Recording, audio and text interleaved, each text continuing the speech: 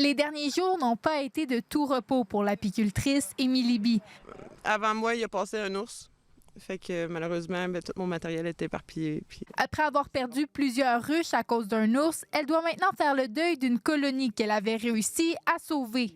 Malheureusement, quand je suis arrivée le soir, à tomber de la nuit, il n'y avait plus de ruches. Oui, c'était une première, c'est déplorable. Ouais. Émilie avait été contactée par le propriétaire de la Porte de la Mauricie quelques jours auparavant. J'avais un essaim d'abeilles qui s'était recoupé à l'arrière de son tailleur de tracteur. Et pour éviter de déplacer les abeilles alors qu'elles étaient encore agitées, Émilie avait choisi de laisser la ruche sur place quelque temps. Surtout parce que je voulais leur laisser le temps de tout rentrer à l'intérieur pour que les pollinisatrices là, qui arrivent en fin de journée puissent elles aussi là, revenir avec leurs reines puis de pouvoir venir les chercher en intégralité là, tout à l'intérieur.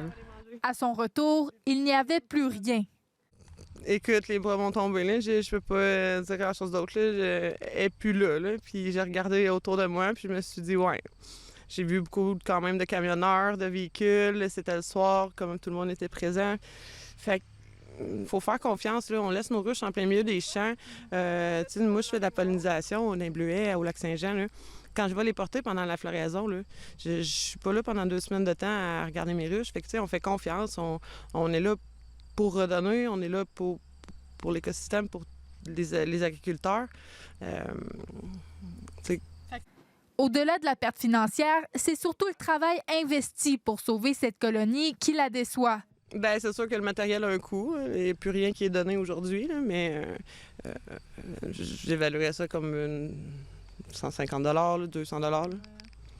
Malgré tout, Émilie ne lance pas de pierre à la personne qui aurait récupéré la ruche et espère plutôt que l'essaim soit entre bonnes mains. Ben écoute, l'important c'est que l'essaim soit en vie. Ici Léa Lauzon, Radio-Canada, Notre-Dame-du-Mont-Carmel.